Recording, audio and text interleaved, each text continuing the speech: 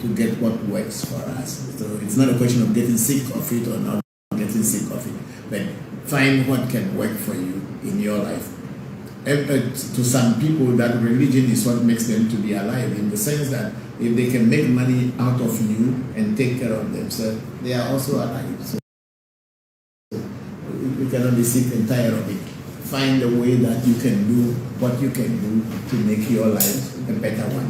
So we have for Aram say, Papa, we love you, sir. Thank you very much for Aram. Thank you very much. And then we have Prince Conado, say great info. Thank you very much, Conado. We are grateful. Alfred Abe Kubini, hello. How are you? Thank you. Say, how are you all, Papa? We are all fine, Alfred. And then we have a Kukuba. God knows again, it's a great one. The second part of my question is not answered. What was the second part of the question? Please go back, let's see.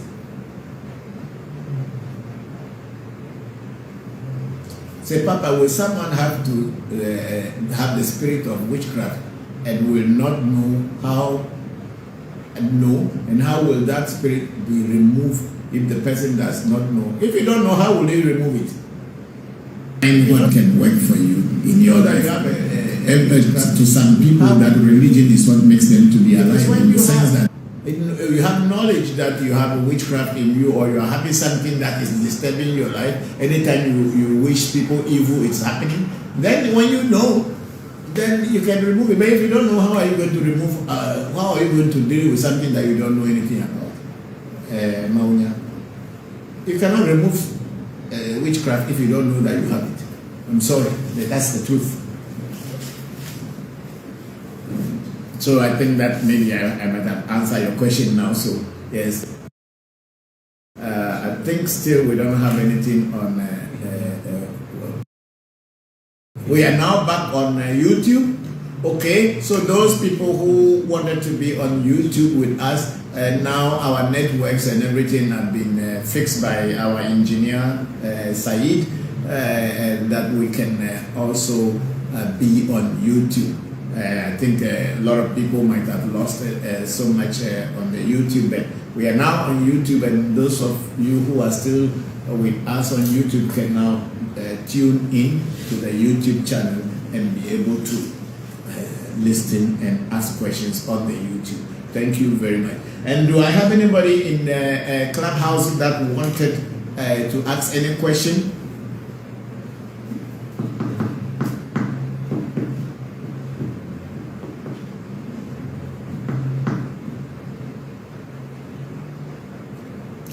Okay, we have just a moment. We have Cameron Ghani saying greetings. Hello, Cameron. How are you? My condolences to you for losing your senior brother. But that's what life is all about. Life and death is always like that. So please have heart and let's all keep the faith. It will be well with you all. He will be there as a guiding light to protect and guide you in everything you do. Call upon him and he will answer you. Thank you very much, Cameron. And then we have somebody say, I am always, let me see the name, who that person is. We have no, there's one before. Will after Cameron, there's Wilfred, Chris. Look at what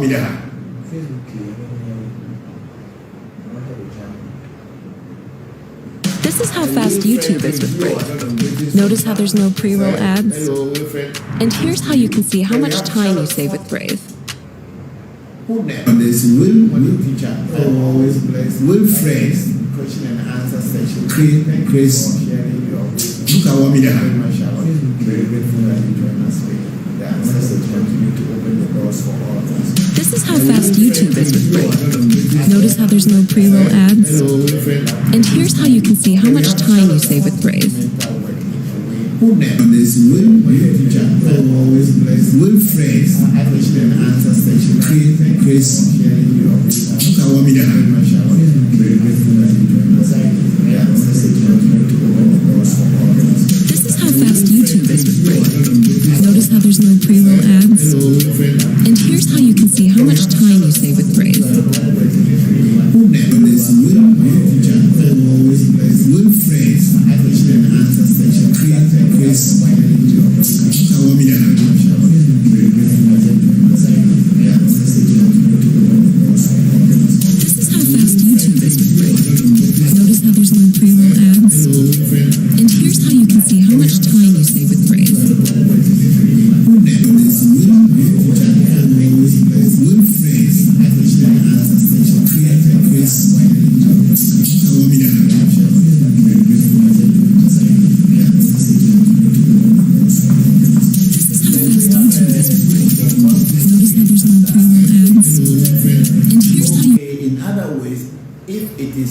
found out that the person is having the witchcraft, how will it be removed? When that time comes, the people who remove it, you will find them. I don't remove witchcraft from witches because I am not a witch hunter.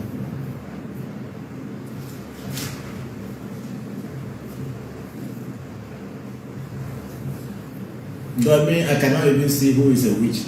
It is only your behavior when your behavior is not in accordance with the way I do my things. I can guess and suspect that you are a witch, but it is not my work to go and remove witch from somebody. The person who is a witch will know how to remove witch if they want. That's what I said earlier. When you are having negative mind towards your fellow human being and always wishing them evil, automatically you are a witch. So if you can change your attitude towards towards the lives of other people and you begin to think well for them, then of course that spirit of witchcraft may leave you. I don't know, but I believe so. Then we have Kukubo Garson again here. Papa, you know we insult people on daily basis, but if you insult someone who is having that spirit, will the person harm you? I don't know. Kukubo, I don't know who is a witch or who is not a witch. I'm just describing the behavior of what a witch is. So I don't know who a witch is or who is not a witch, whereby when you insult someone, if the person has the witchcraft spirit, it will harm you or it will not harm you. I don't know. The reason I am saying so is that how do you know that person is a witch? If you insult somebody and tomorrow your mouth has become big like that of a cow, then you will know that you have consequences from you insulting somebody. Then you will know whether the person is a witch or the person is not a witch. Whether the person has harmed you or the person hasn't harmed you. Then you will know. So why insult people in the first place? Why do you have to insult people in the first place? So when you insult somebody and the person attacks you back, I don't know whether they are witch or they are not witch. So it is your balance. When they are witch, you know. If they are not witch, go and insult them. And when you get a result, you call me and tell me that you are a witch. The person is a witch or is not a witch. Why do you insult people in the first place? What do you gain from insulting people? Okay, humble Prince Konadu saying thank you, Papa. And then we have humble and Prince saying greetings, Papa. I'm texting from Nigeria. Nothing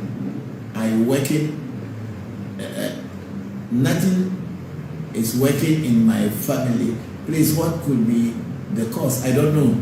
I'm not God. I'm not a spirit. If you want to know, do a reading and find out why things are not working. I am just teaching about our tradition, the tradition of the African, the Yoruba, the Ewe, and the Akan. This is how our life is. This is how we approach God. If nothing is happening in your family, it is you who will find out by doing the consultation, spiritual consultation, to find out why those things are not going on well. I cannot just know off my mind and tell you this is the reason, that's the reason. I'm not a pastor, and I don't have eyes that can just look into people's life. If you come to do a consultation, you will find out and know it for yourself. Thank you, Prince. And then we have Kukubo, God knows, saying thank you, Papa, for your explanation. May the gods bless you. Thank you very much, God Maunya. And then we have Alfred Abekubini. Why do you insult someone in the first place? Even he not witch. Nature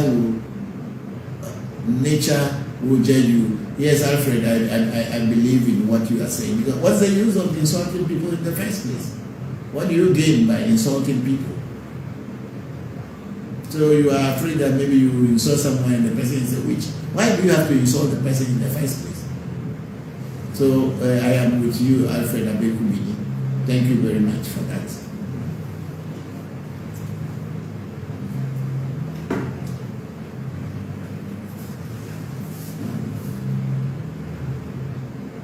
Anybody on the Clubhouse, in Clubhouse now?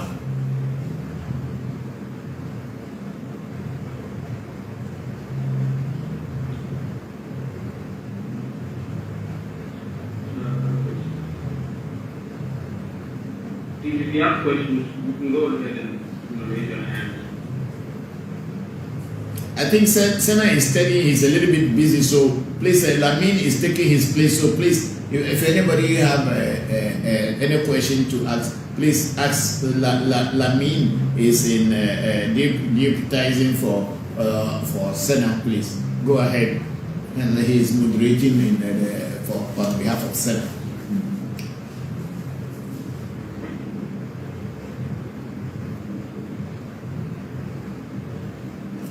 Okay, we have a question on Facebook again from Kukubo Maunya, or Kukubo God knows, saying, wise one, is it advisable to wake up in the midnight all the time to urinate?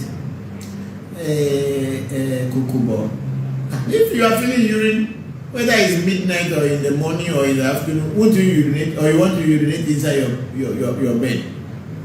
That is, if it's the call of nature. If your nature calls you to go and urinate and you refuse to urinate, you will be harming yourself. So whether it is midnight or it's not midnight, if you feel like urinating, please do urinate. This one is not a spiritual thing.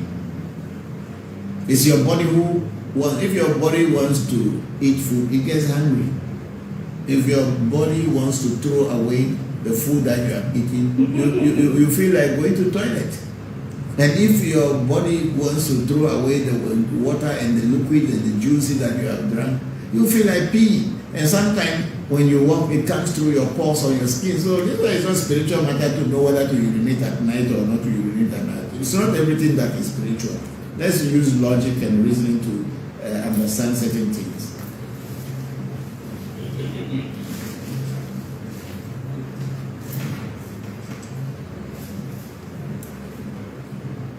Yes, okay, Clubhouse, come in if anybody is there.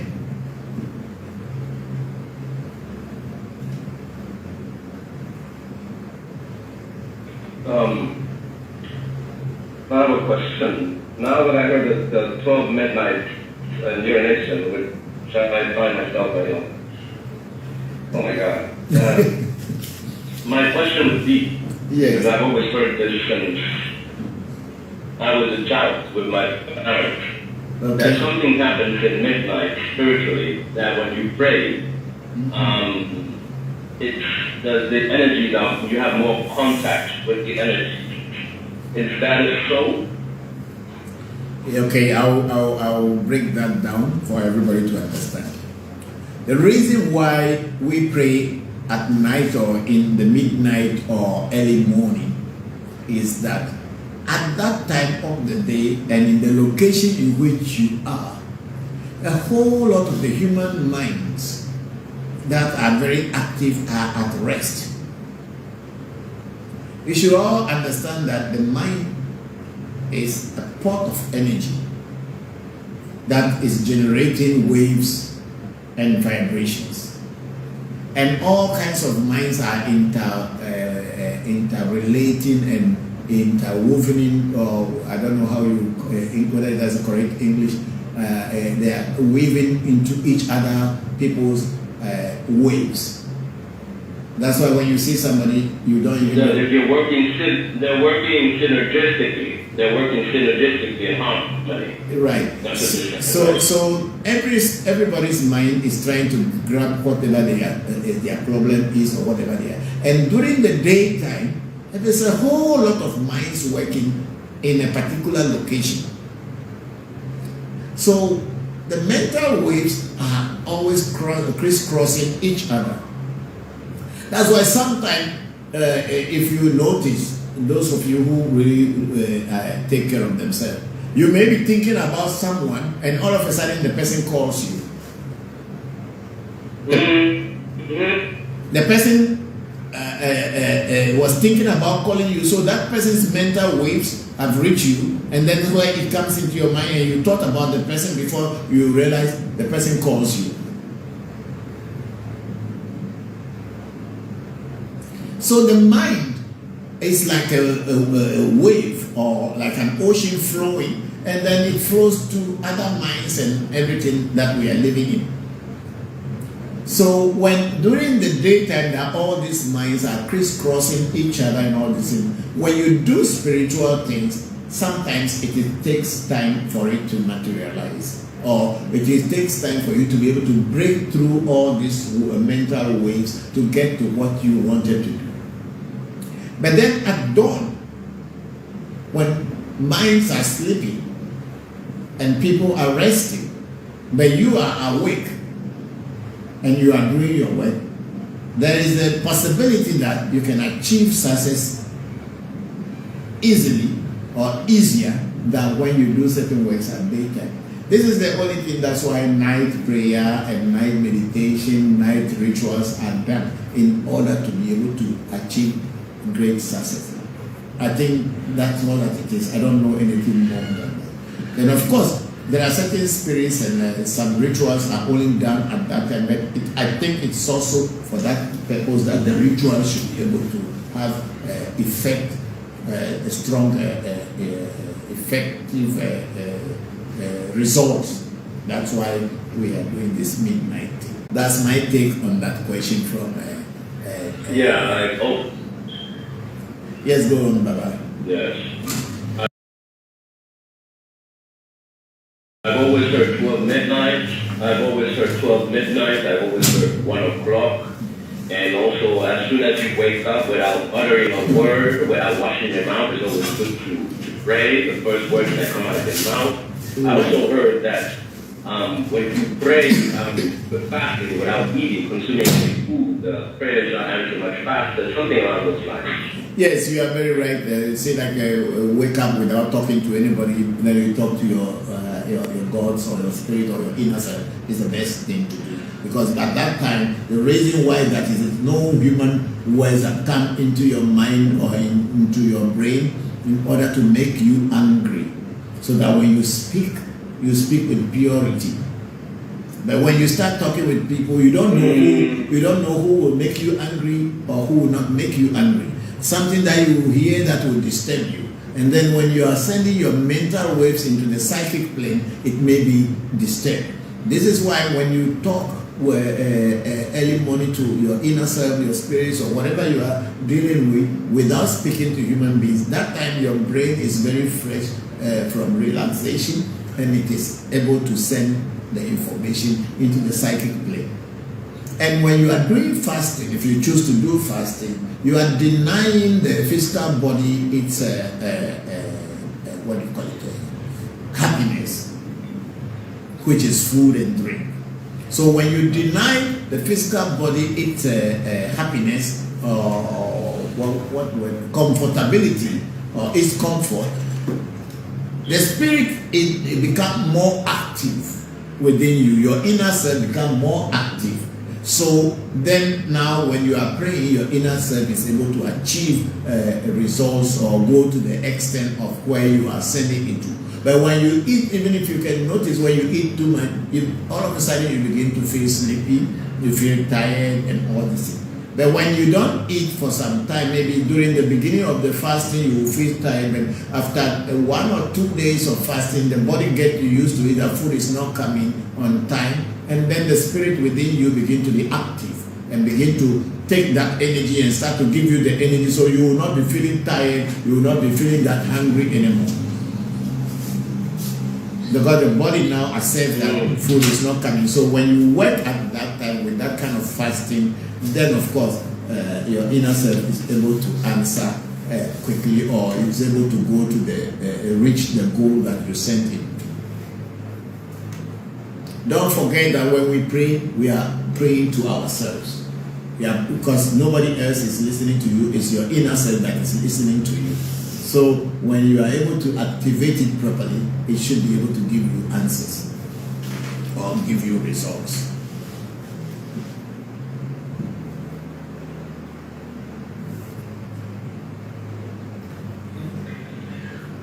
Thank you very much. Thank you for that.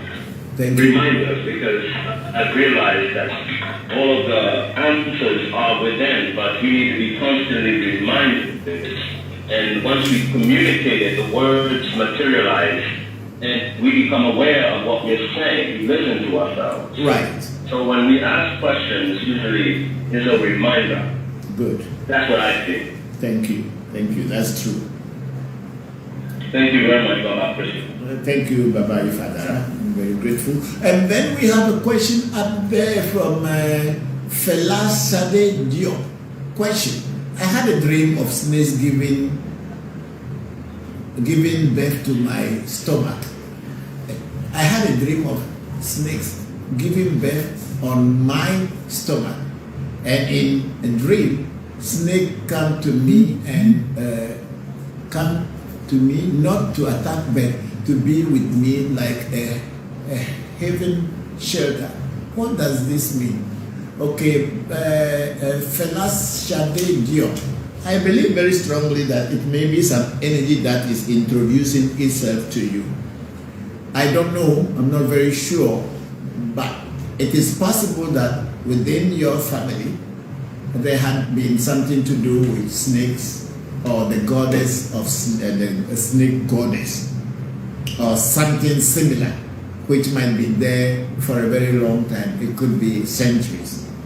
So if that energy is trying to introduce itself to you by giving, I don't know whether you are a man or you are a woman, and if you are happy that the snakes are giving birth on your stomach, there is a possibility that when you may have a child, whether you are impregnating a woman or you are the one who is getting impregnated, then this energy is trying to kind of come through you into a physical being. But then, to be very sure on what that dream is, I will advise that you do a specific reading on this dream to find out what is that snake that you are seeing in your dream, and to know what to do to either stop it from coming or to make it materialize in the physical plane. I think a lot of you have heard about the snake goddess. I think in Ewe we call it the Vodu Dan Vodu. Some people call it Dan Wedo or whatever they call it. And then in the India or the Hindu concept, they have all kind of different type of snake gods and goddesses. And then the most celebrated is the Kula Kundalini, which is said to be the lion serpent divinity that lies under the base of our spine, and through that which moves through the psychic points or the chakras, as it's called in Hinduism. In our African traditional spirituality, there is nothing like a chakra. But then these days people are introducing that into African traditional spirituality, but it is wrong because they don't know what they are doing. But then in Hinduism, they talk about chakras or psychic centers within the body where this Kula Kundalini passes through. We have them at the base, which we have the Muladhara chakra. Then we have the Swadhisthana chakra. Then that is at the base of the genital organ. That's where you have the Swadhisthana chakra. Then you come to the navel point where you have the Manipura chakra. Then you come to the chest at your chest point where we have the Anahata chakra. Then we go to the throat, we have the Vishuddha chakra.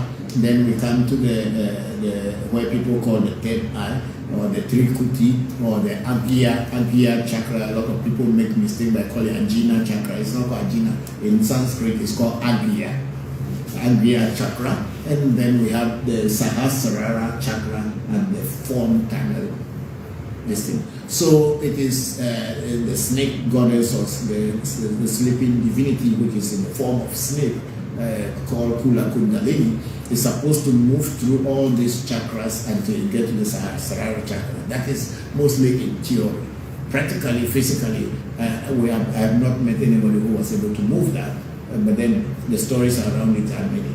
In African traditional spirituality, we do not have chakra spirituality.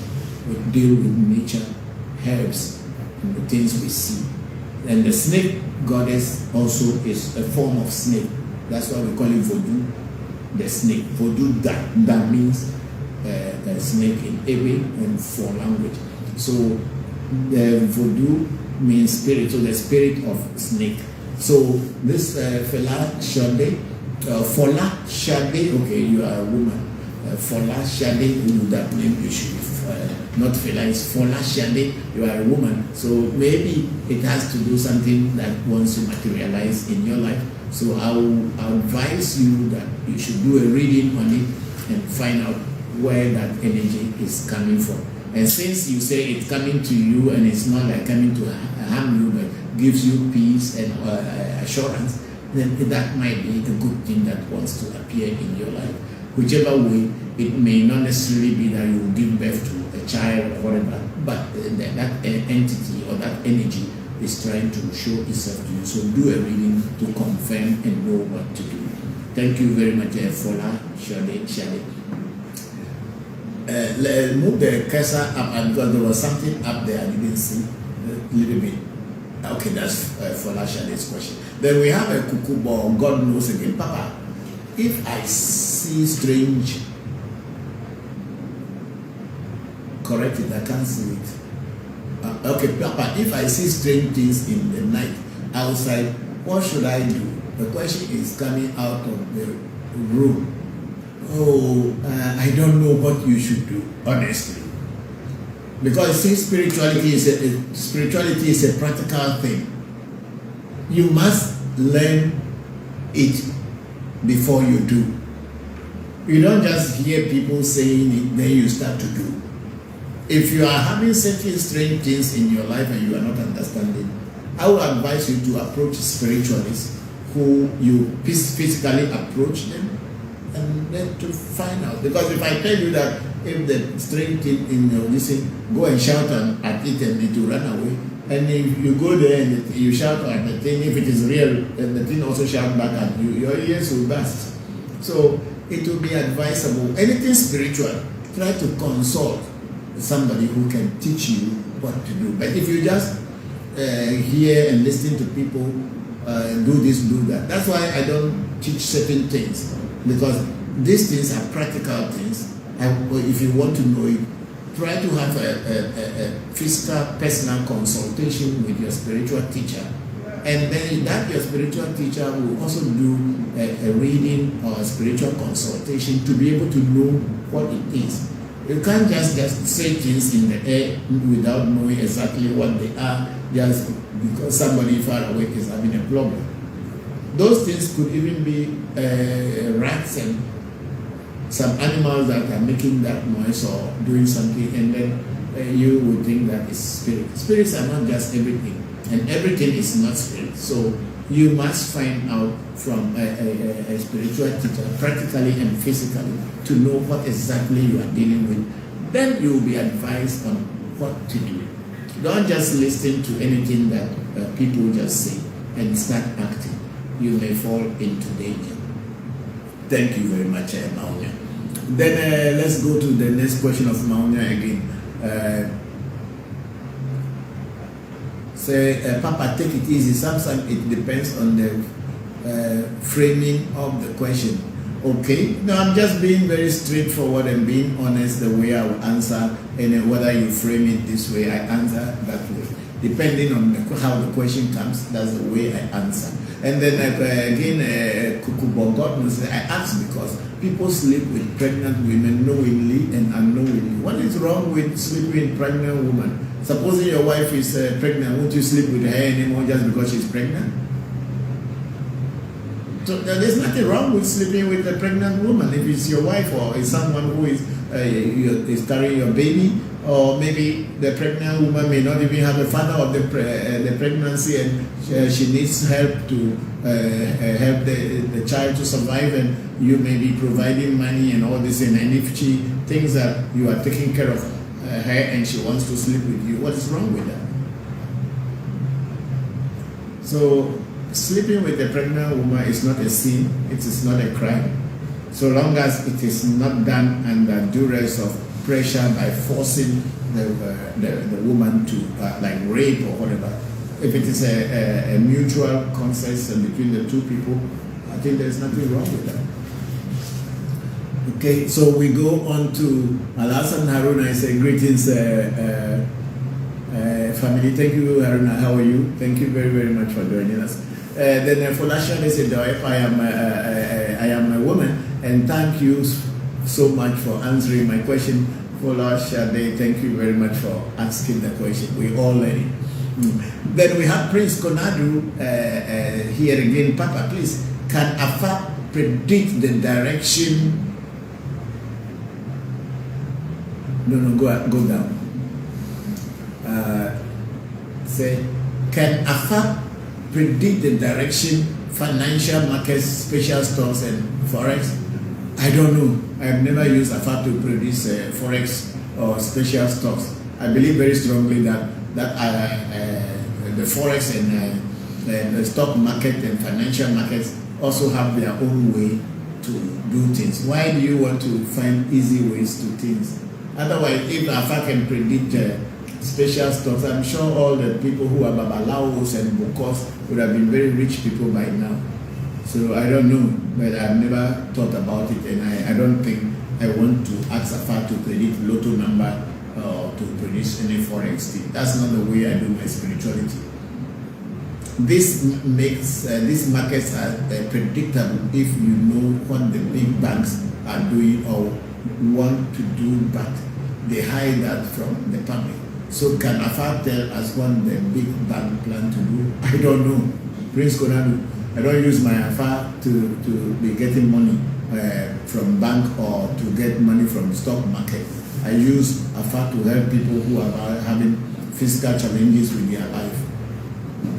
I don't want to become that kind of scammer, people who will tell you that they know a lotto number that the spirit told them and you have to stick it. If he knows that a lotto number can win, why he himself did not stick it and get money? Why did he have to take some money from you before giving it to you?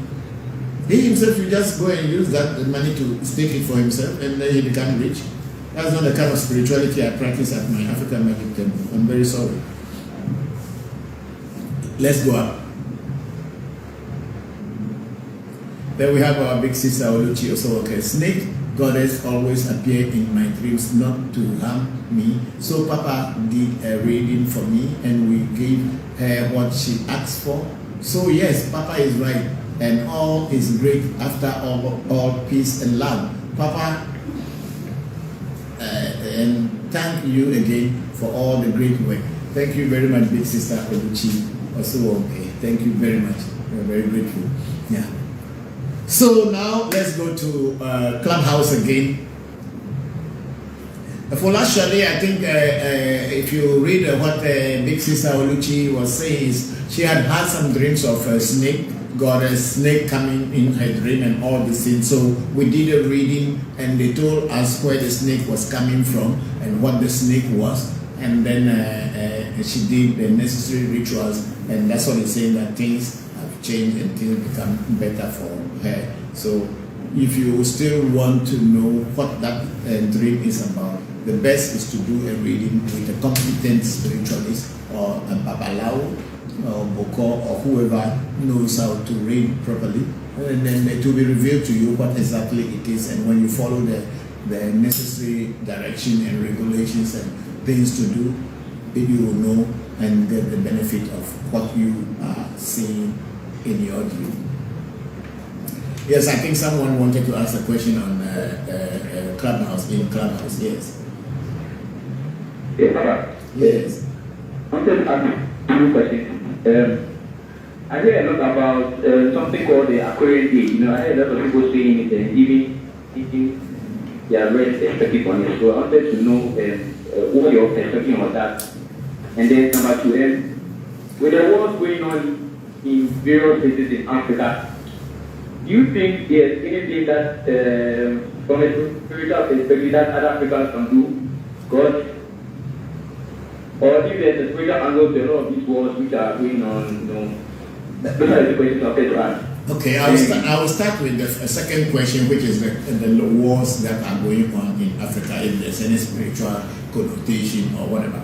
You should also understand very well that all these people in these wars, each party is also using some spiritual force or getting spiritual knowledge and wisdom to fight the war so that they can win. But what is the cause of all these wars? These wars are actually European wars. Why do I say they are European wars? Because it is Europeans and other people from outside Africa who are coming to take the wealth of Africa to develop their own places. So they make a brother and a brother to stand against each other. When two brothers are fighting, the enemy comes and take your wealth or your heritage away. Even if you look at it in the context of the United Nations, so many times the United Nations goes to conflict zones, especially in Africa, and they don't go there to stop the war. They say they are peacekeeping. But when people start to fight each other, they just stand in between, so don't do, but people will be killing each other. There are even some of the records on that on YouTube where some people stop working with the United Nations organizations because they have realized that they only come there when people have been killed, and they come and count how many people have been killed from each side, and then they ask the world to donate and contribute so that they can help these people.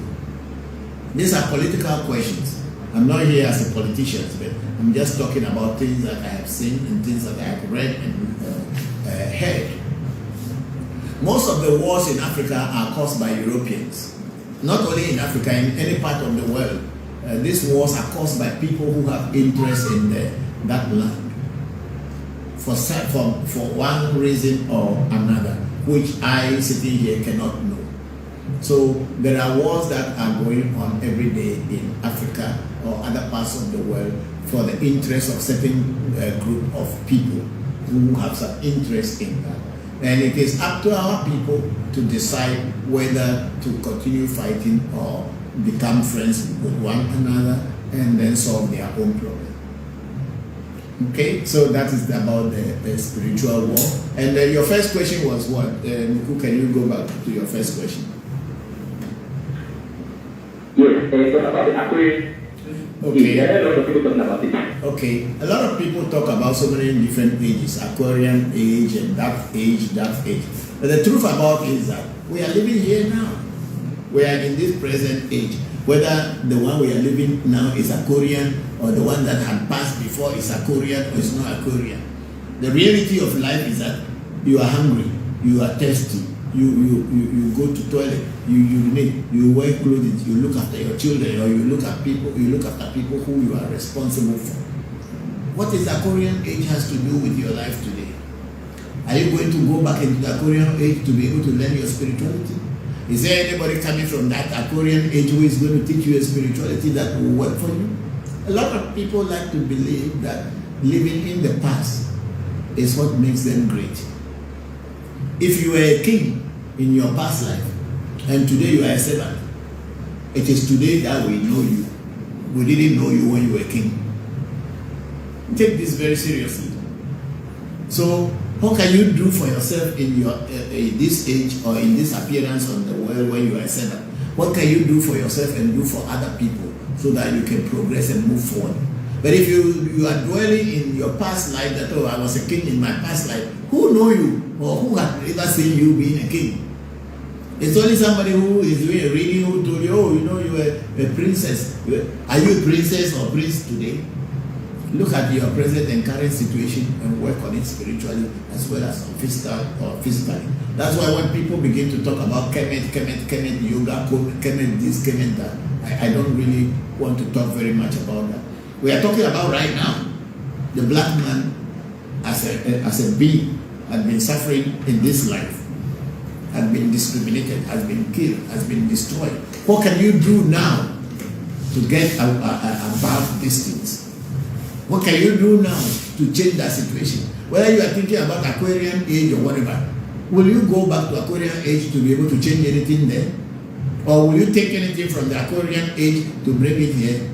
Learn what you can learn now and change your life here. And so when you come back into this world again another time, if this time that we are living in is called whatever age or whatever age it is not, you will be able to progress higher than what you are now. That's my answer on that Aquarian age thing. Thank you, Baba. You are welcome. Thank you. let us be very practical in our spirituality. Don't let us be dreaming of things that we cannot lay our hands on. What is happening to you now is what is happening to you now. And then if you do a reading and they told you that in your past life you had some challenges, so try to correct them in this life so that you overcome them in your next life. Do that. Don't be looking back at when you were a king or you were a son of a king or a daughter of a king. Today you are not. You are here.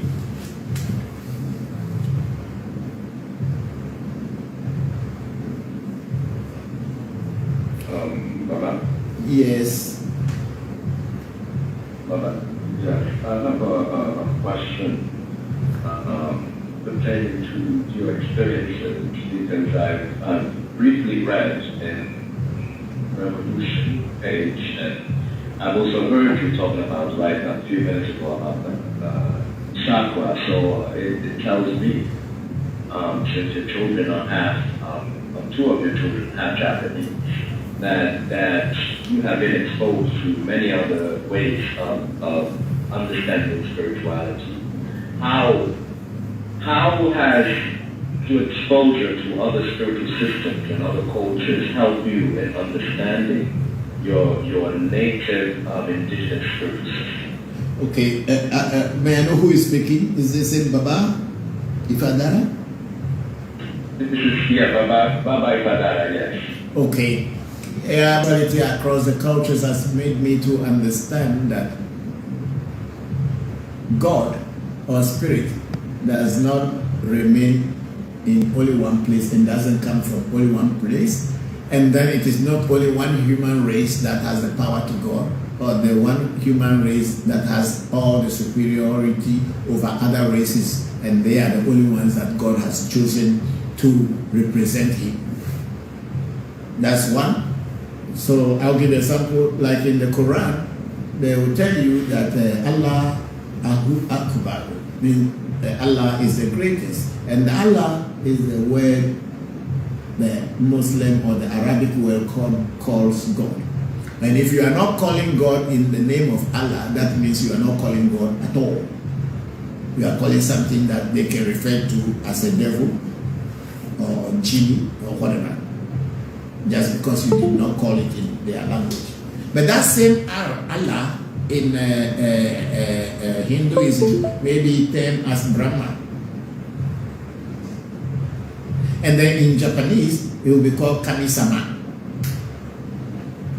And then in Akan language, coming back to our Akan language, we call Nyami. When you go into Yoruba, you are going to see Oluwa or Olodumare. Then in my Ewe language, it will be called Mau. The Hebrew will call it different names. People are calling it Tetragrammaton. Some people are calling it Jehovah. Some are calling it Elohim. People are calling it all kind of names.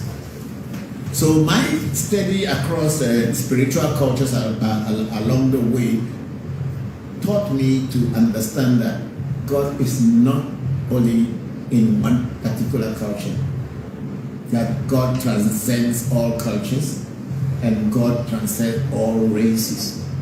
So the one that is closer to you, the culture into which you are born into, the way God is worshipped or admired or paid homage to, is the closest to your inner self, and that's the one you should concentrate on.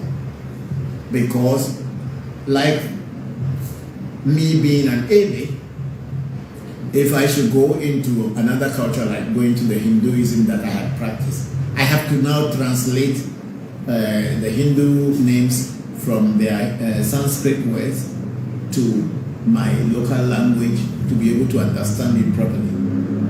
But if those words were called directly in my local language, I don't need any translation, and it works best and fast for me. So my journey through all this thing has taught me to understand that God is everywhere, just like how it has always been said. And God is powerful, and God is invisible. Just like how we say Vodus are invisible, you don't see them, but if you know the incantation and the words and the initiation, you will be able to use them and they work for you. So this is what I have learned along the way. That's why when I teach the way I am teaching. Unlike some of our people who will try to say that, why do you teach Voodoo to white people? As if the word Voodoo does not mean spirit. And which culture doesn't have a spirit? Every culture has spirit. So if someone in India has a spirit, in my language I will say Voodoo, but maybe in Indian language or in the Hindu or Sanskrit they'll have a name for it. And in every other culture, Chinese have a name for spirit. So it has broadened my outlook on spirituality, and also has made me to appreciate what my cultural spirituality, or the way my ancestors related to the divine being. That my ancestors, they look at culture, nature as God, and God being nature and nature being God. They respect nature, and they guide themselves with the way nature is with them, and they try to live in harmony with them.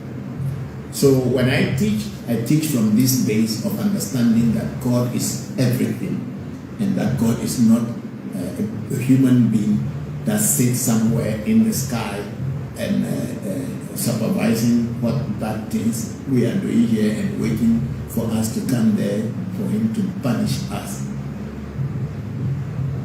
So Baba Ifada, this is what my traveling across the cultures have taught me, and that's why I am teaching the way I teach. Yes, much appreciated for the response. As you mentioned, white people, Yes. Well, based on your understanding, your interactions, your experience with white people coming to their temple for initiation and for all sorts of spiritual work, what is your conclusion, if there is any?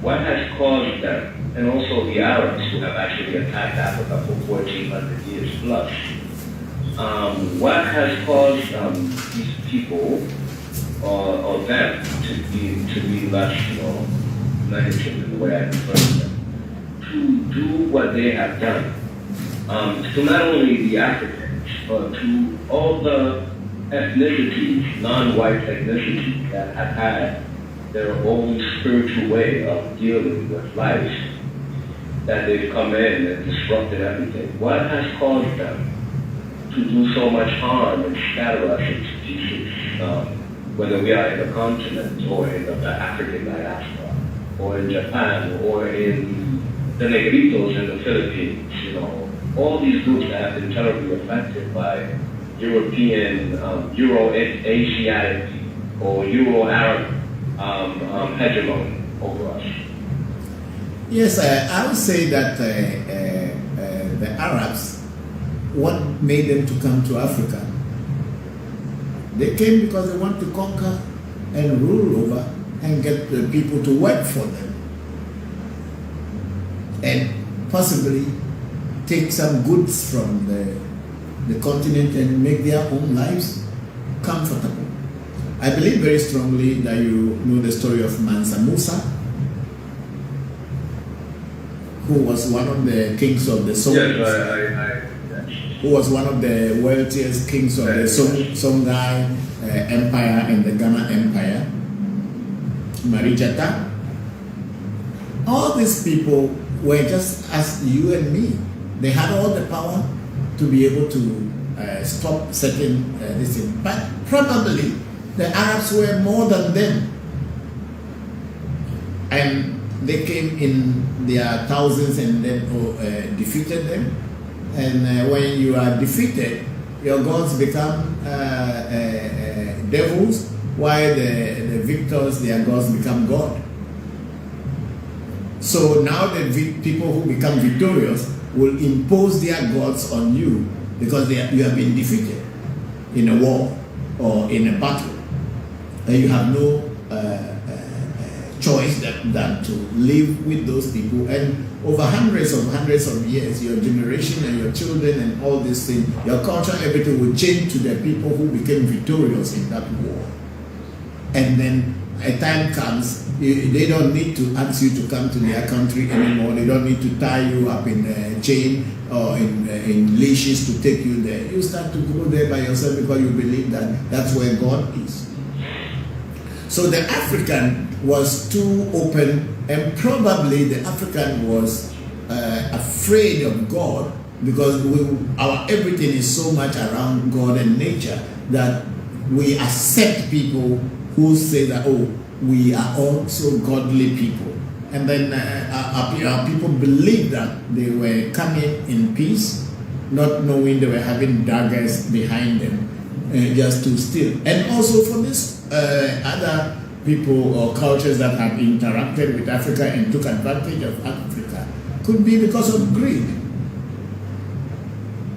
Could be because of greed. It's human nature that somebody wants to have more than what he has and wanted other people to have nothing. And we are still seeing it today in these multi-million companies and multinational companies that are around the world. We are talking about COVID and all this, and certain kind of governments or manufacturing pharmaceutical companies are the only ones who have the right to manufacture and sell to other people. It does not make any difference when you look at the people who came to conquer our Africans, because this is also another way of conquering. Yes, the COVID is real. A lot of people are getting sick and die. Why won't our people also develop their own vaccine for our people?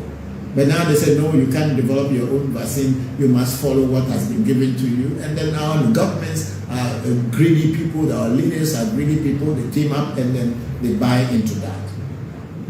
The word for a white person in my local language, the Ewe language where I come from, is called Ewe Vodu.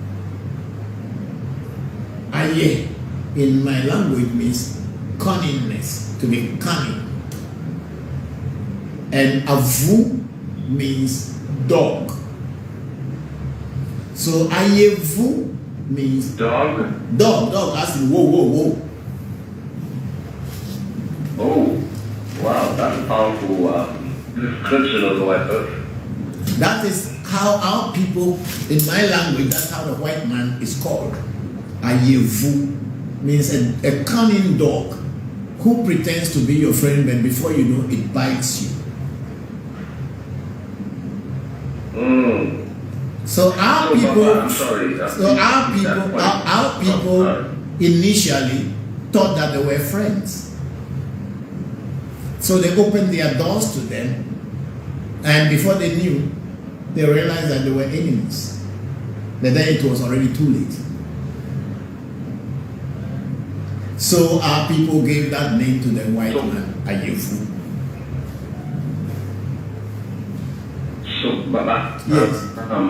So are you a believer that every action that we have or everything that we say has a spiritual reason why we go about doing certain things? Definitely. Things out. No, it could be that our people themselves, maybe the gods told them that be careful of these people. But then some people within the society, maybe people who are greedy and think that it's an opportunity for them to get something from the white man, not knowing that they were bringing chains and all this to chain your children and your people. So in every society, sometimes the leaders are the thieves.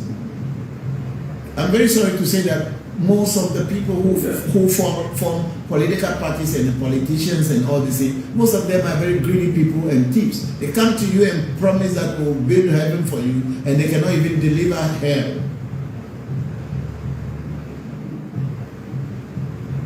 So this thing happen with human nature. It's not limited to any particular person or particular country or any particular government. But generally, if you look at people who become leaders of societies are thugs. People that are even in Africa. Yes, everywhere. In ancient, even in ancient Africa. I'm not talking about how much now. Even in ancient Africa. In the ancient world. Yes. even in ancient Africa, the people who became leaders were people who others were afraid of.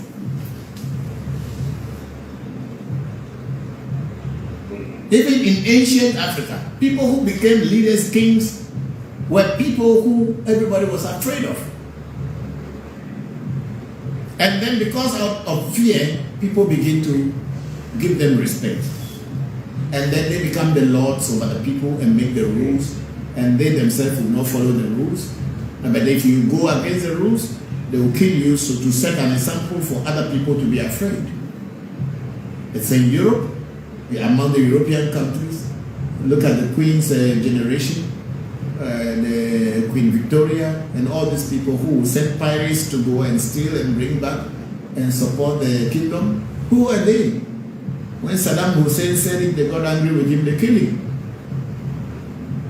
I don't want to be very sound political here, but these are truth and facts. And my platform is not for politics. But then talking about what has happened to our ancestors, it was because the black man was the black man was too receiving and trusted people, and then expected that they were coming in peace to be with them, just as, because we believe in God, we believe in nature. And so if someone comes and says, oh, I am a godly, I'm coming to your place and I want to come and be part of you, but then I have my God, can you give me a land so that I can build a house for my God?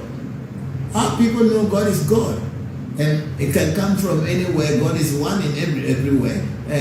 He may have so many what do you call it, tributaries or whatever, lands and all the same, but God is God. So they will give you the land, and then you build your church. Tomorrow you start catching their children and sending them to sell them and take them to work for you. So the black man, even within their own selves at the time in the ancient Africa, they were greedy people, because greed is a vice of human being.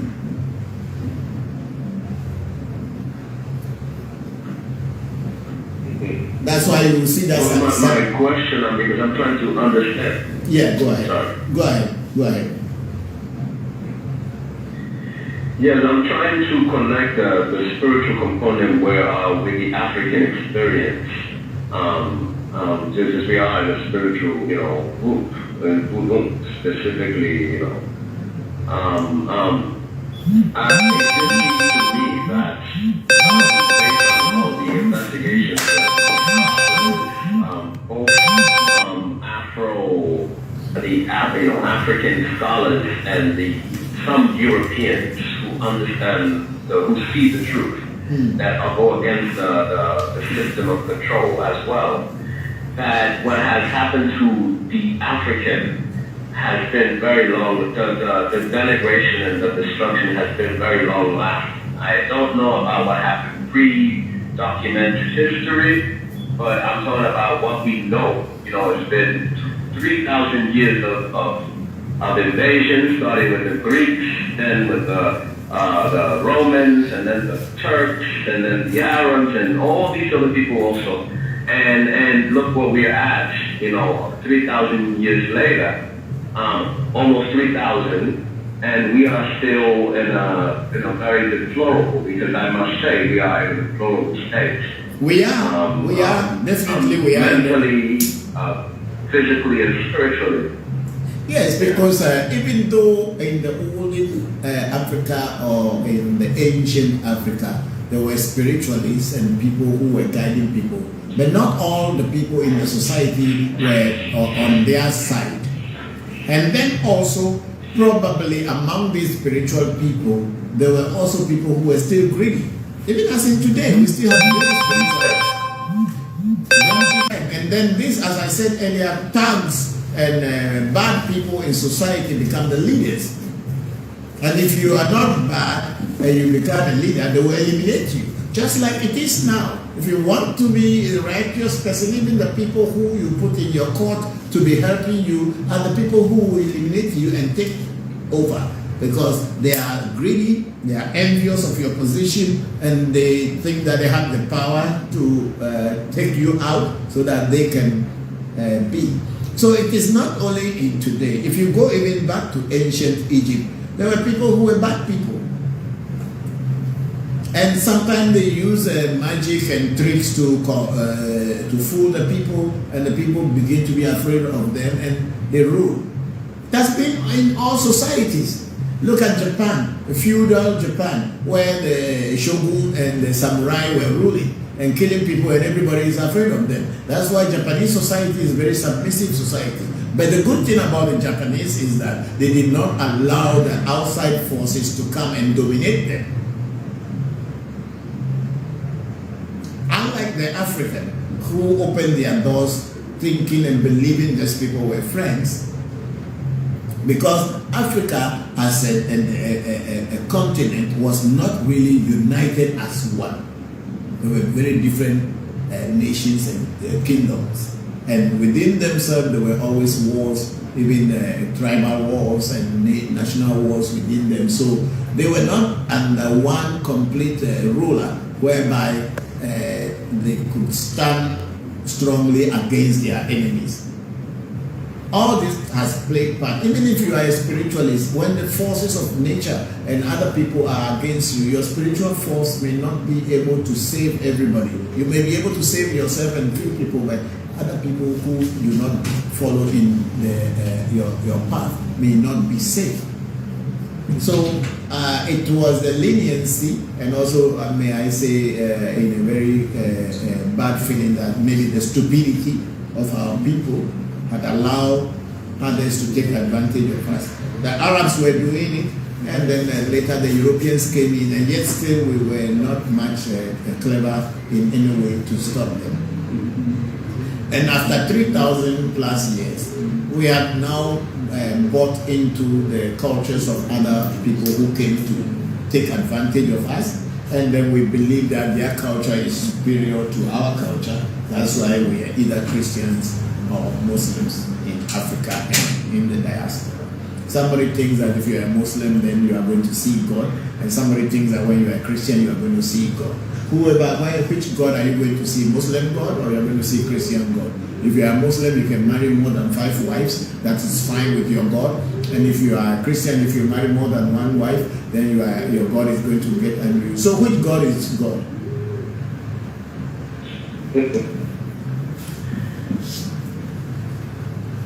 So this is where our people have failed, and it was the greed of people who invaded us, and some of our own people have brought this upon us.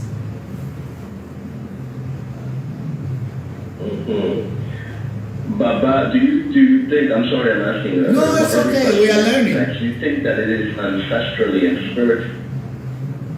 The ancestrally, I didn't get that part of your question. No, yes, yeah. I thought you were going to say something, so I stopped. Go ahead. Okay. Do you think that it is ancestrally and spiritually viable for Africans to unite, even though I did see a good, historical perspective that allowed, my Haitian people to be able to unite all the ethnic groups that were enslaved and were able to conquer, but you already see how Haitians are the poorest in the Americas, paying for what they've done, to acquire their freedom at any means necessary. Do you think it is viable for us, spiritually and ancestrally, to unite, to conquer, because we are so ethnically diverse and spiritually diverse? Do you think it is possible? The African can only unite. To do it again. The Africans can only unite if they begin to look at their own traditional spirituality seriously and draw energy and power from that base. But then here we are, Africans are Christians and Africans are Muslims. And each time the Muslim is fighting the Christian and the Christian is fighting the Muslim. When both of these religions or disciplines or philosophies or ideologies came from outside Africa.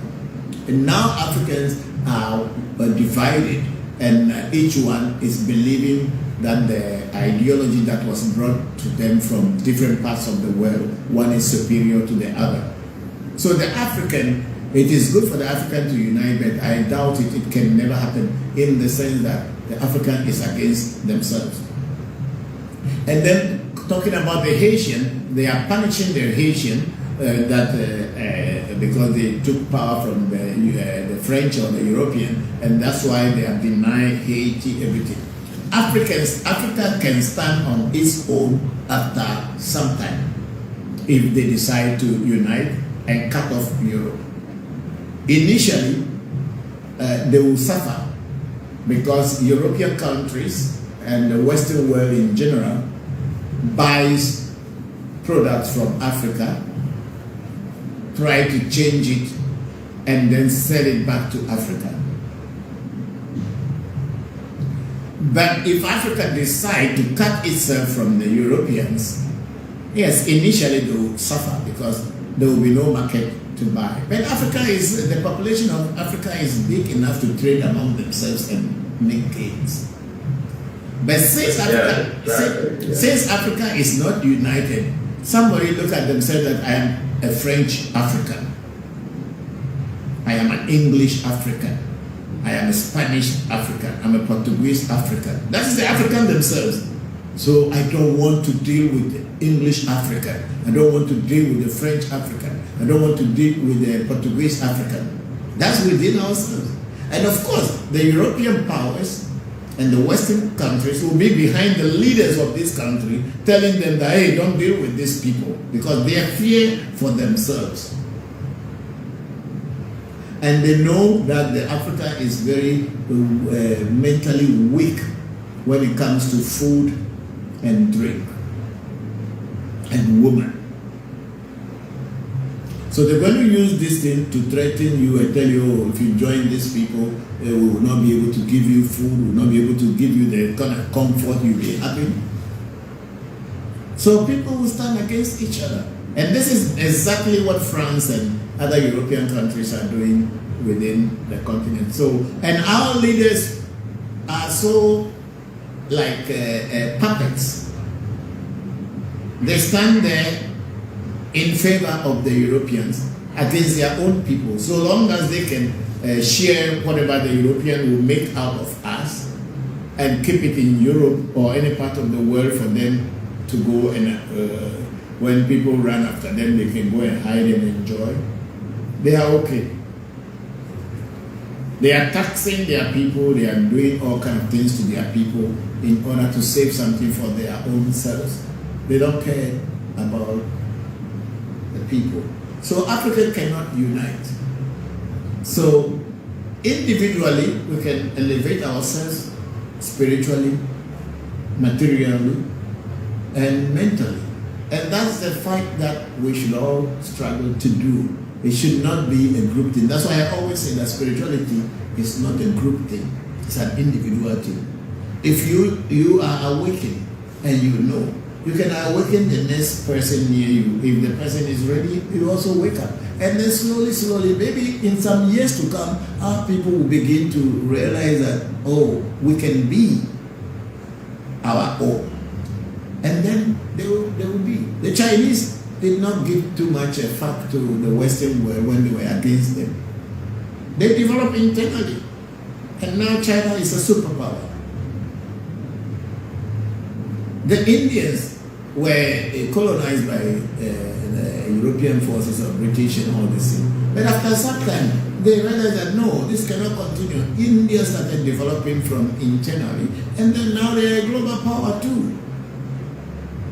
But then, in the case of India, they have one common government, one common leader who can now make the rules that we are doing this for our people. Here in Africa, by the time you walk about 30 kilometers, 100 kilometers, you are in a different country with different European masters. How can we ever develop? How can we ever unite? So it is spirituality is an individual thing. Let us develop and awaken ourselves and awaken closest people to us, our children, so that they will now, when they grow up, they will awaken their children, and when they grow, and slowly, we will get a group of people who will become good leaders who will begin to fight for Africa. And looking at Paul Kagame of Rwanda, he has done his best. And if Europe say that they don't want to give him anything, yes, he can live without them. But then the Europeans also need us to survive. So if they are punishing us and our leaders are very steadfast and stands firm, they will come back and renegotiate because they need us. But our leaders are not real leaders. They are stooges, puppets, so they cannot fight for the benefit of the common man, but they fight for their own benefit and their the gang-style group that they have formed, calling it political party. So that's what is happening in Africa. So I will advise and say that each and every individual should develop themselves and develop your children, closest people to you, and then you keep going on in life. We are not going to live forever, after all. Do your best for yourself and for your children. Thank you very much, Baba. Thanks so much. Thanks. Okay, we are on Facebook again now. And those who are on Clubhouse, please get your questions ready. We'll be closing very soon. So I'm going back on Facebook and we meet Kukubo, God knows again, wise one. That will happen to people who abort pregnancy. He said, what will happen to people who abort pregnancy deliberately or do hard situation where they believe they can't take care of the pregnancy? I want to know the consequences, whether good or bad. I don't know, Mr. Bukubo. Those people who abort pregnancies, who do not abort pregnancies, whatever challenges that is coming in their life, they know. If you want to do it and see what challenge will come in your life. I have spoken about pregnancy and abortion in my past studies, that when you abort a child, the problem is that you don't know what kind of a being that is coming into the world. That being could be a leader that will lead other people out of the situation Africans are, or at least the community in which that person is born can lead people out. Supposing my mother had aborted me, would I be here teaching you people and telling you? So that is what I talk about. I spoke about abortion. That you do things, and if you do abortion, you block the chance of people who may want to be born into the world to help change the world. Good people are born and bad people are born. Since you don't know who is coming, you allow them to come, and then you watch them and guide them.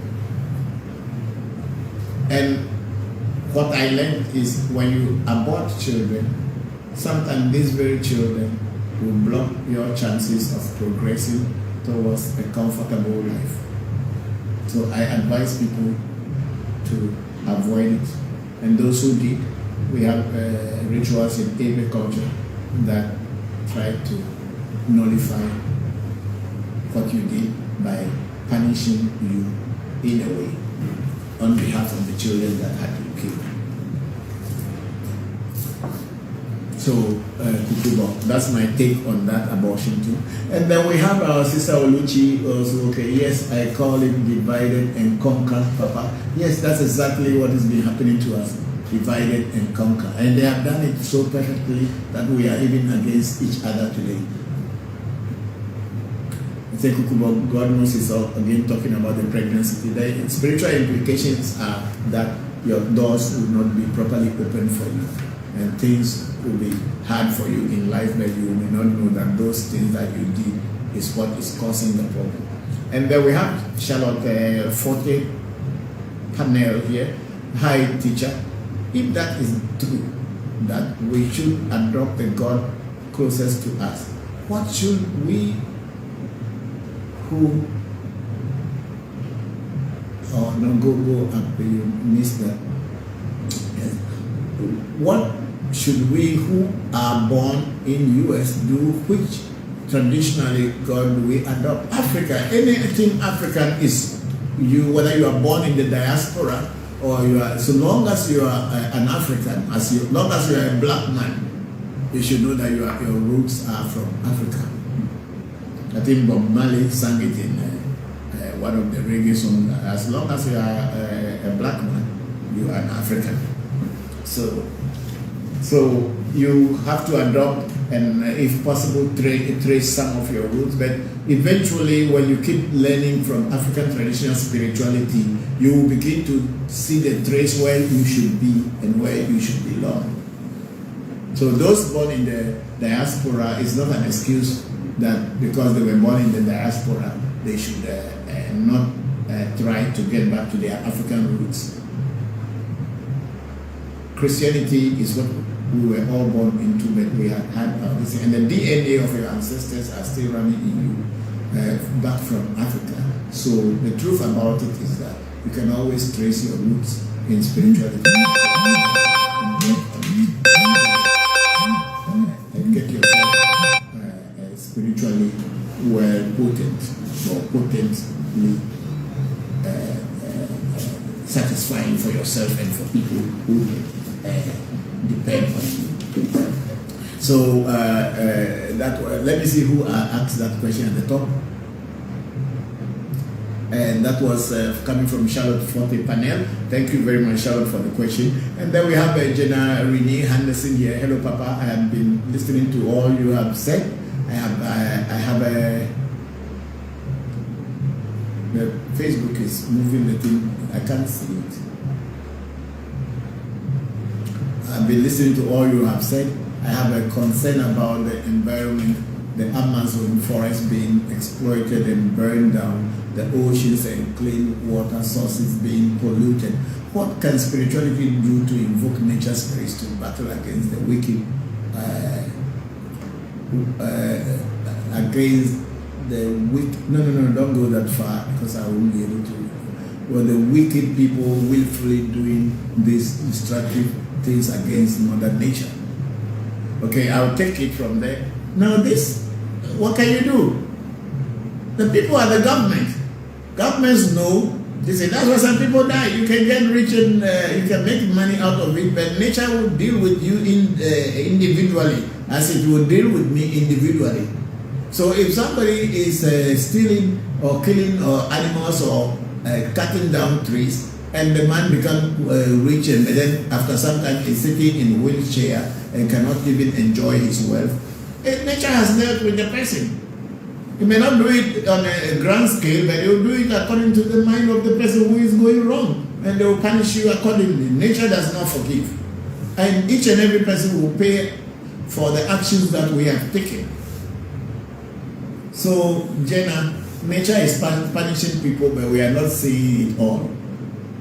But it is there. Nature doesn't forgive. At the end of the day, some of us will suffer the consequences of other people's behavior, like this global warming, where some island states are being swallowed by the ocean because of the weather in the Antarctic, where the ice is melting, the glaciers are melting very fast or faster than normal because of the warming, and then the sea is getting more water than usual. So other nations are getting drowned and being submerged. But some people are being punished. But you see, when the punishment comes to the people, you will not know.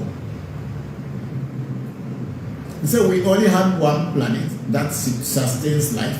I feel powerless as an individual. Yes, we all feel powerless as an individual. So when you are voting for leaders, vote for leaders who have got brains, leaders who have got leaders who have got the desire to protect Mother Earth. But if you keep voting for leaders because they come and deceive you and you collect some money from them, or they give you some tidbits and all this thing, and you go and vote for them, not only in America or anywhere, just everywhere in the world, the leaders who are supposed to be the leaders do not have money. So that these ones who have money, they know they are not good, then they use money and this is to influence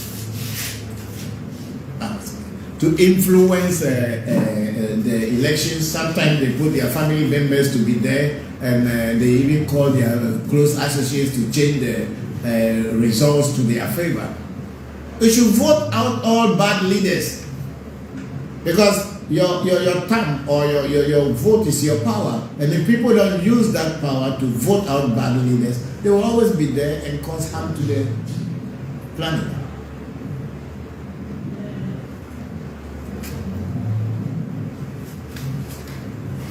But because of greed, everybody says, no, if the leader is getting, I should also get, so let me just vote for him and get my share. Your share, how many days will you eat it before it will finish? So it is up to the individuals in different countries to vote leaders who should be accountable for their actions. But nature will definitely punish anybody who has gone against nature. But then, if the punishment is being given, you and I will not be there to see it, so we will know. I want nature to fight back the cutting down of trees and the oppression of this earth's abundance. This affects all of us here now and our coming generation. What type of power can be invoked to punish the ones causing confusions and chaos? I say, why do they hate? Hate nature so much, just to make sure that we blacks don't have access to abundance? They force us to live in food deserts and throw away tons of good food.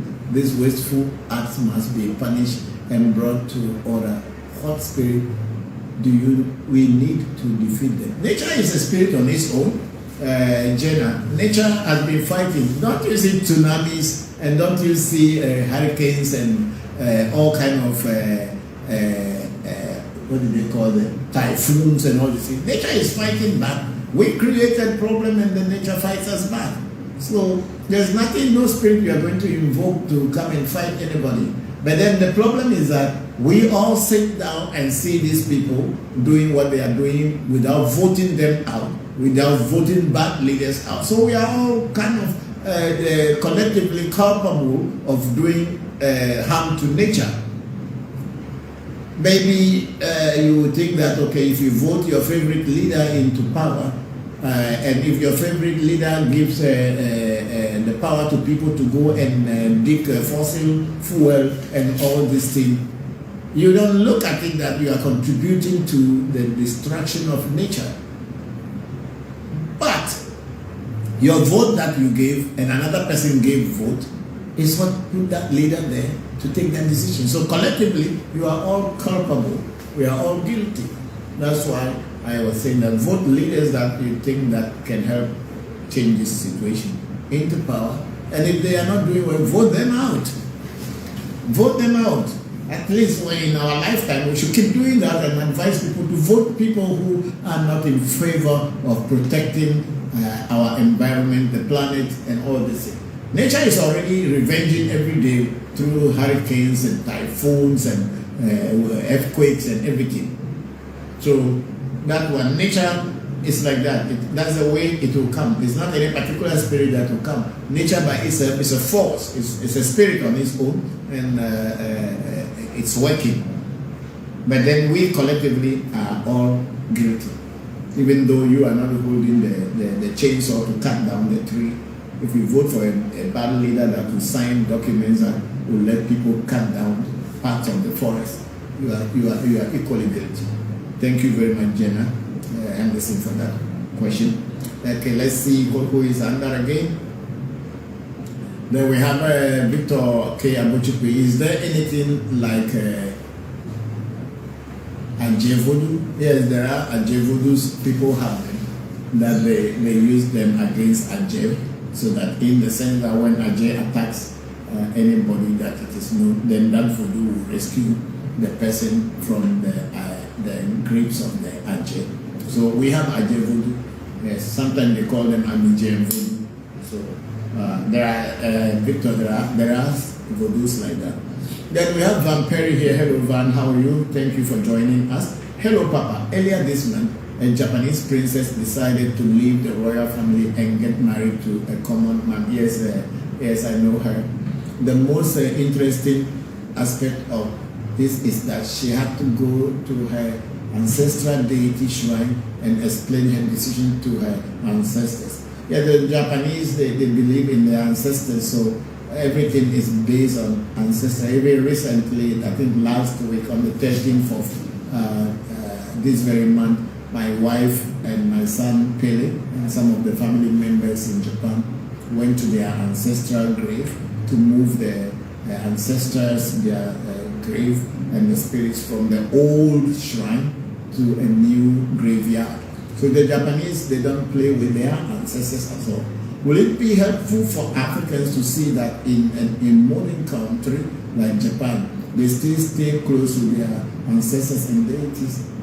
Yes, of course, it is very helpful to Africans, but which African leader is openly worshipping or praying to the ancestral way?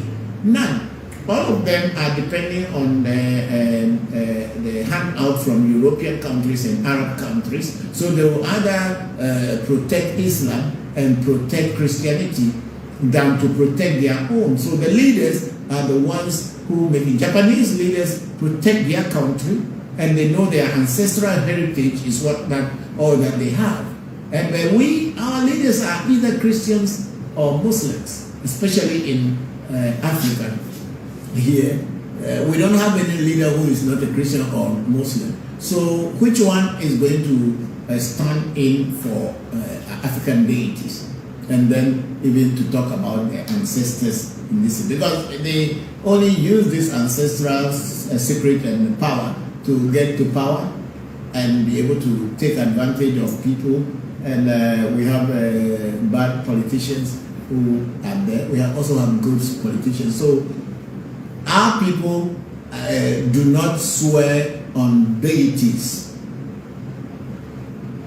Our people would either swear on the Quran or on the Bible. Why? Because they know the Quran doesn't have any power and they know the Bible doesn't have any power. So whatever they say is just lie. They are like cunning dogs and they deceive their own people. And the people believe that the Quran and the Bible have got power to send them to heaven. So they give hope, they sell hope to their citizenry that they use the church. Actually, the politicians use the church to be deceiving the people, so the people will not find them back.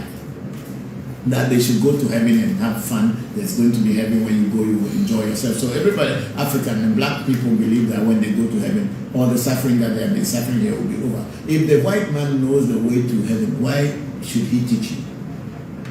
Why should he teach you? If he doesn't even want you to have fun and enjoy your life here, he's always hunting you down daily to make sure destroy your children, to destroy your generation. And you think that he's going to show you a place where you walk on gold and drink from rivers that are flowing with honey and milk?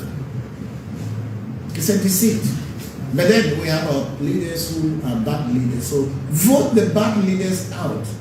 When we are able to vote the bad leaders out, we will find someone someday, somewhere, who will begin to think about our ancestors and our deities, just like how the Japanese and the Chinese are doing. Here in Africa, if you close one church down, if you're a politician and you close one church down, I tell you, the rest of the people will come and beat you and set fire to your house because you close a church down. Our deities, if our African leaders were truthful people, they will say they will swear by their deity, our deities, because our deities can hold them responsible for their actions. But the Quran and the Bible were brought in to take advantage of our resources. So if they swore on those things, they know that nothing will happen. That's why every African leader would either swear on the Quran or swore on the Bible. so that they don't have any consequences. But then nature does not forgive. They will all pay. Whether they swore on the Bible or they swore on the Quran, afraid that the deities will attack them. But each and everyone will pay according to the law of nature. They cannot escape that. So this is it, Vampire. We don't have good leaders, but they will each pay. But when they are paying, you don't know. You will not know. When you become a leader, and after some time and you cannot talk, you cannot do anything, you sit down and people will carry you before you see the sun. You are paying somehow. But you may not know. And people will not link these payments or these kind of things that you are receiving with the actions that you have taken. But nature does not forgive. So you just be rest assured. We will live. Even if one person dies, others will continue to live. And we will see how they will go without being punished. Okay, we have D Cross here. I'm late today. Father, forgive me. Oh, you are fine. D Cross. Thank you very much for joining us in a way. Then we have Samuel Jones, Papa. Morvin. Thank you very much, Samuel. And thank you all of you. And I think we are going on. Some people are on YouTube. Let me just finish this one and then I'll close this section. We have some other things to attend to. Irene Neo saying, blessings, Baba. Do I need to have intimation to feel doable to my head? Initiation, I think. I think that, Irene, how do you know your feed your head? How can you feed your head if you don't know how to feed your head? I say, don't just look into things in the book and start doing. The process of feeding your head is in the hands of priests. People who have been taught and they have learned and have been initiated and have been given special authority to feed people's head. You can't feed your head if you are not a priest. And even if you are initiated, you can't feed your head. You still need a priest to do it for you. A lot of time, most people think that once you read about it, that somebody fed their head by this thing, then you too, you start to do it and you won't get any result. It is advisable that you get to someone who knows how to feed the head, and probably that person will be a priest for sure, and then when they feed your head for you, you get results. We do spirituality in order to get results. We don't do it just because we want to show people that we are doing spiritual work. We are doing it because we want to get practical results. But then people who are doing spirituality just to let other people to think that they are very spiritual or they are very spiritual in African way are deceiving themselves and deceiving others as well. There will be no result. You will only be having dreams and you will call them that you are astral traveling. So if you want to feed your head, talk to a Babalao who knows how to feed the head. Talk to a Bokor, talk to a Huno, how they do feed the head. And then they will feed the head for you. Because in our Ewe side of feeding the head, it is your physical head that they give food to and they bind things, they put the cloth to bind you. How are you going to do that when you don't know the process? Feeding the head in every culture is not going to put a drink somewhere, say, my head, I'm feeding you. No. Your head is this one, on your neck. That's the one they feed. Then we have a regardless daddy saying, greetings, Papa. Please, in one of the videos, you moved a chicken over someone and slaughtered it. Please, what ritual was that?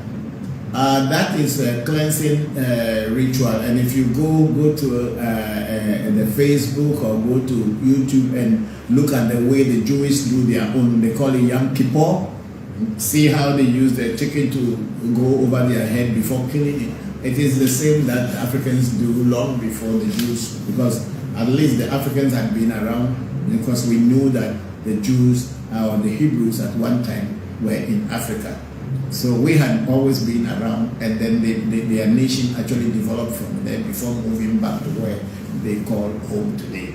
So it is a cleansing method that Africans, especially in Voodoo, we do to cleanse our energies that we can't see. That is, it's a cleansing process where we do that. Thank you very much, regardless, Teddy. And if anybody has any question, let me take the last question from. You people have made me to become a politician today. I don't like it at all. I don't want to be a politician. I just want to be a spiritualist so that I can teach you spiritual things. But then sometimes we need to branch into it to make you all aware that whatever you do into nature, you will pay. Then we have Mary Lamisi on Facebook saying, I miss this program. Oh, Mary, it is already on the online. It's on our website and our page. You can always listen to it. It will always be there for as long as there is Facebook or Meta. It will always be there. Thank you very much, Mary Lamisi, for joining us. Any question from Clubhouse?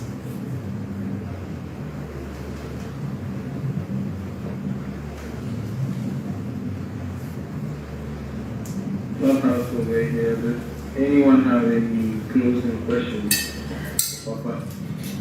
I do. I have a question. Yes, who am I talking with, please? We have. Greeting, Baba.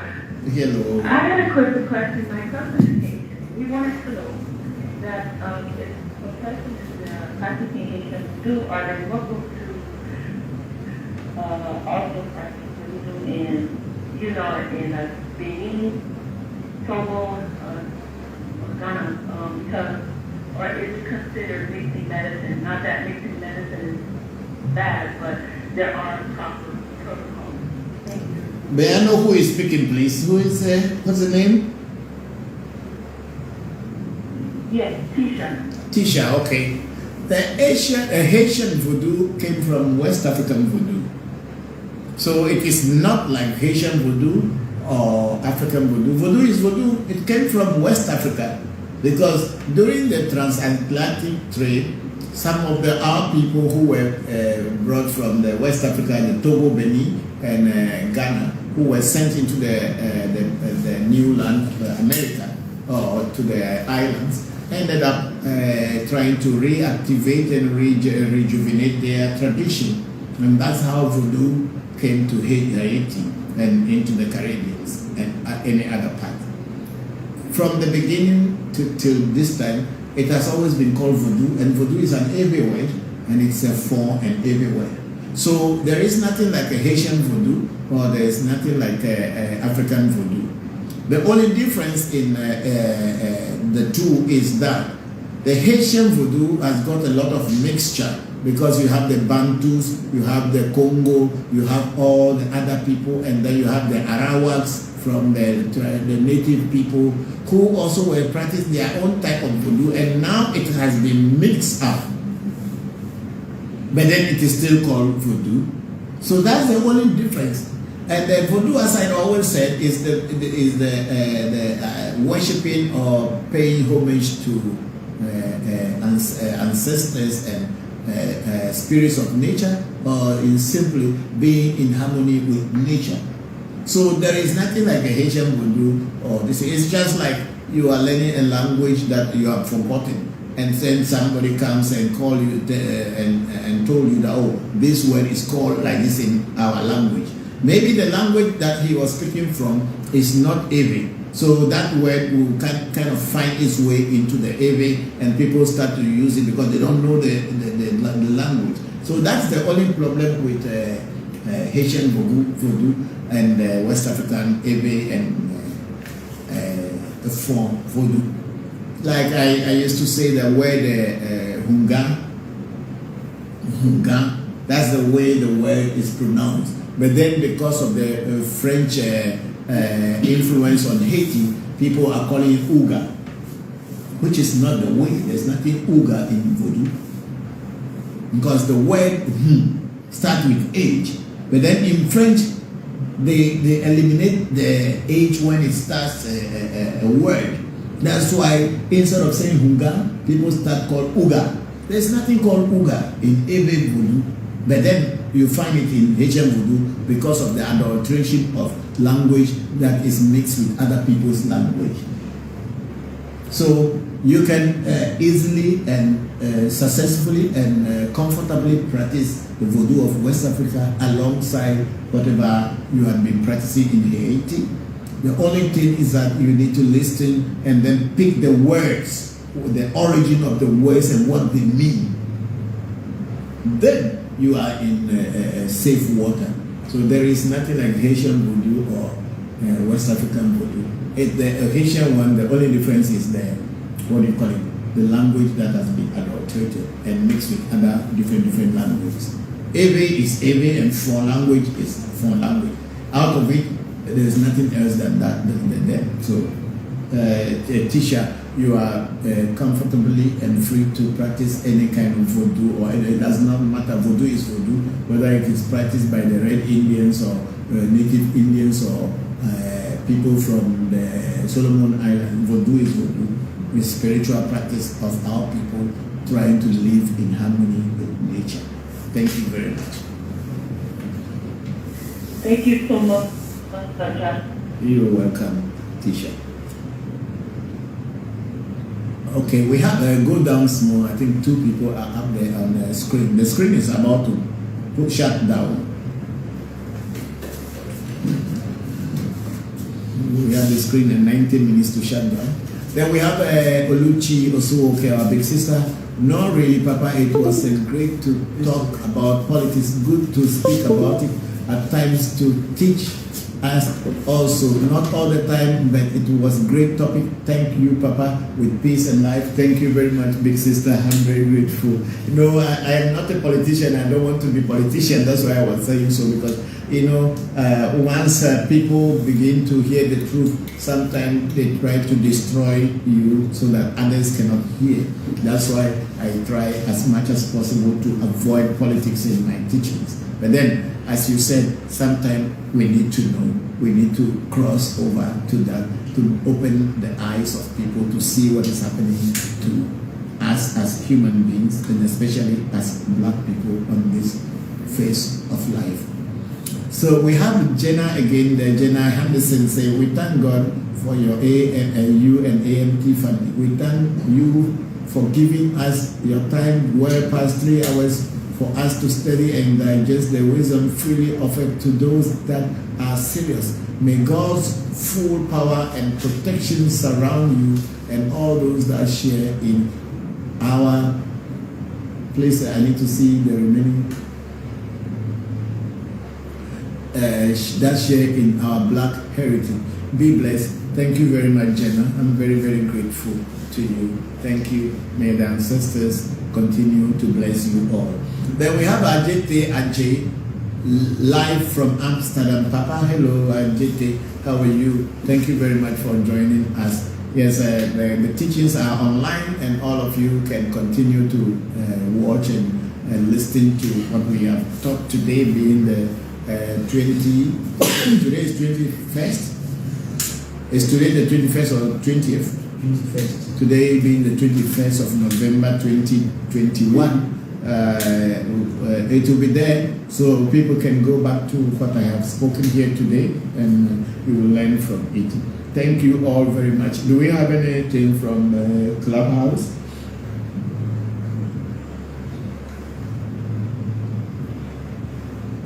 Okay, check YouTube and see, because we did not start with YouTube, so there's nobody there.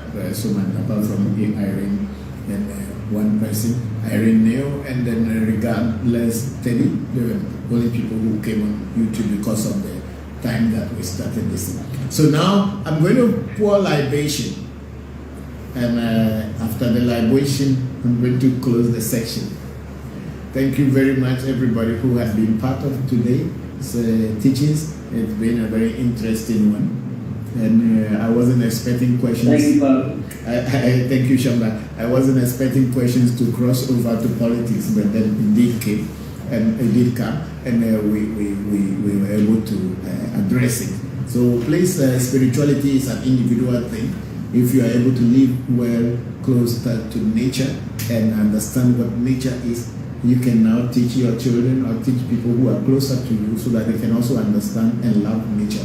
And this, our beautiful planet, will be protected.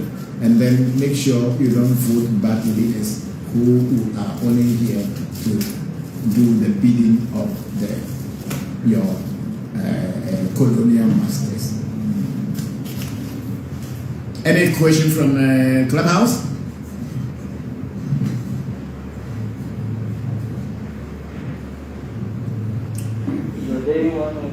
Question from Clubhouse. I think we are done. So about organization, I think we are done. Okay. Oh, I go, But I think we are okay. Yeah, okay, thank you. Oh, I go, manga, so what is another go, manga, kitikata, go, manga, I said joto, I'm a joto, second, I'm a city, and I'm going to baby. Oh, send a populico, your ocean and for us, sending for a show, you are braxas. Oh, you have to have braxas, you have drill, your tadreto, oh, Vesaton, cameo. So, Jay, you are at the game, you are kind, but you are kind when you are kind, you are kind, you are kind, trouble, you are kind, you are kind, you are kind, man, you are town, you are kind, but remember, I do lock up you. Fiato Basso, the Jimmy, you know, from Babo, Wakapo, and your son, you are a field job, but that job. For Kama Bola, you chill for food, but you will quite all performing job when you have a job, you know, I am what you to unqualified vanilla, but over two of the woman of the Peneca, Jopatabe, Liati, Jovoma, Johnny, Jopatavefia, Jopata. Metro Bedamo, I define by Willie, Jopata, and Jopata, Jopata, you are missing body, you to talk with them, but qualities Lulu, Ajima, or Bojulo, Dodger, come Valenti family, Va, allo Joe, Napofu, I will Sapatemi, I think you go to do your fear. Eh, and you are Tommy Gage, you are more pretty than Tepe, may you a Kairi, a Gunny, baby, natural, Tifa Family, Togo, Antonia Hue, and another more. Never bottom of Agbana Kappa, and then Baba will know him our neighbor. Pay. I am done.